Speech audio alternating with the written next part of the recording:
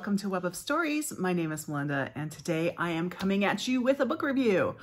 I am going to be talking about The Girls on Chalk Hill by Alison Belsham. I received an electronic ARC of this book through NetGalley in return for an honest review. So there you go. I will be scheduling this video to come out on the day this book is released. So this is a new release. Let me tell you a little bit about this book. It is the first in a series, the Detective Lexi Bennett series. Lexi Bennett is the main character of this book. And she is a woman. She is a detective, obviously, from Kent, England, around Canterbury. But she's returning to her hometown and the position of detective after spending several years in the United States studying profiling with the FBI. I don't know if this is a thing that actually happens, but I also don't care because it still works. There you go. I don't know if they actually do that or not, but whatever. I don't care. So on her first day, it's actually the first day of her job before work. As she does every morning because she's training for triathlon, she goes out for a run and she has a route that she runs. And part of this route is she goes to a point where she can see, you know, on a hill, they have sometimes towns will have like the first letter of their name, like chalk on the hill. Lots of times universities will do that. They'll have like the W or the T or the K or whatever town it is up there in white chalk on the hill. So she goes up, she finishes her run, and she kind of looks over and she sees this letter on the hill, and she notices there's like garbage or something on it. She can't really see what it is. So she runs over to see what it is, and it ends up being the bodies of two teenage girls, both of whom are deceased. There's a very great opening to it that I won't discuss, but the fact is this is her first day at this job, and she hasn't even started it yet. So immediately she gets put on this case, which is interesting because it quickly becomes apparent, and all this is from the summary, none of this is a spoiler. It quickly becomes apparent that the bodies of these two girls belong to two of three girls who are identical triplets who had been reported as missing. So the question, of course, is where's the third girl? The reason this is so interesting is that Lexi is also one of a set of identical triplets. And when she was a teenager, so I think they said it was like 17 or 18 years previously, she and her sisters were abducted, and she and another one of her sisters was able to escape, but the third one was not. So of course the question immediately becomes, is it the same person? What's going on? So that's your setup. I think the best way to tell you what I thought of the book is that yesterday I sat down with a plan to read for half an hour, read this book for half an hour, and 2 hours later I had finished it. I was like, whew. Once I was about halfway through at that point and I could not stop reading. Like this book is high adrenaline, fast-paced, action. I wouldn't say action, because it's not so much action, it's just the plot keeps going. This is a great book if you like police procedurals, because it is very much into the police, like what do the police do to solve a crime? And I really enjoyed that. I also really enjoyed the way this is set up as the first book of a series, because we meet Lexi. We're given enough information to know her history, because her history is very important in this story. But then we're also given these little hints that are dropped in a way that it flows with the narrative, but they're hints, and you know they're hints. Things that she has a history. We don't know what that history is yet. Pretty sure we're going to find out in future books. And you want to read future books after reading this because you want to know what's going on with her.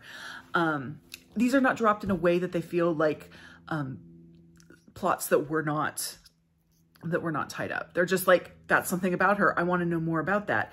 It doesn't really apply in this story, but I hope it does in the next. So Belsham did a really great job of setting up this series in this book. Lexi is a great character. I like the fact that she's not incapable at all. She's very capable, but she still has enough of a personality. You can see her vulnerabilities and her own little personal struggles. I really enjoyed that. There's also, you get to know the people she works with, her sister, some other people. There is one character who I'm guessing, and there's no spoiler, I'm just guessing at this point, is going to continue to play a role, and that's a fellow profiler that she meets in this story, who's going through kind of his own thing, so he's kind of sort of there, but he does play a part in it. I really like Belsham's writing. She really keeps it going. It's like there's nothing superfluous in this. Everything makes sense. Everything is for going forward the plot. I also like the fact that we hear, you know, everything is from Lexi's point of view, except for the parts that aren't, and those are from the abductor's point of view. So we get inside his mind too. And I could tell that Belsham had done her research on the psychology of people who choose to commit these sort of crimes. It was really kind of chilling. I really enjoyed this book. I did not know that this was the kind of book I needed to just I've been reading some heavier things, and this is excellent for what it is, which is a police procedural and the first in a series, and I just sunk into it. I ended up giving this book an A. I will say that there is one thing that kept it from being an A+, and I think I can talk about it because I think everything that you need to know about this is in the summary. But I also am going to say, I don't know if this is actually a case where it just was like, wait a minute, that's something that doesn't make sense, but you have to do it to get the story to work, or if it's a US versus UK kind of difference. And that is this. So Lexi is a detective, but she has this history of being the victim in a crime that is very similar to the crime she is inspecting. And there is the chance it might be the same person. We don't know. Why is she leading this investigation? Like, in the United States, I know enough about law enforcement and this sort of thing to know that she would never lead this case. She would not be able to be objective. And yet she is here. And there are characters who say, hey, do you think maybe this isn't the best idea for you to be in charge of this? And she's like, nope, I can do it. So the concern is there, but as I said, in the United States, and I can't speak for the UK because everything I know about UK law enforcement comes from BritBox. I don't know if that's the same sort of situation in the UK. I don't know. So it could be just a cultural thing that I am not aware of, but it could also be, you know what, you got to make this story work. So you're going to have to suspend your disbelief on it. And I was fine suspending my disbelief on it, but it did kind of bug me too, if that makes any sense. Lexi also makes a couple really stupid decisions in the course of trying to solve this crime, which I was like reading that going, what are you doing? But then after, people will go, that was really stupid. Why did you do it? So I felt better about those, like the acknowledgement that she had made a bad decision. So that didn't bother me. Mostly it was just, and I'm still giving this book an A, so it didn't bother me that much. It's just enough to keep it from being an A+. But I would recommend this book. If this is the sort of thing, if you like high adrenaline crime novels, I would check this out. It's The Girls on Chalk Hill.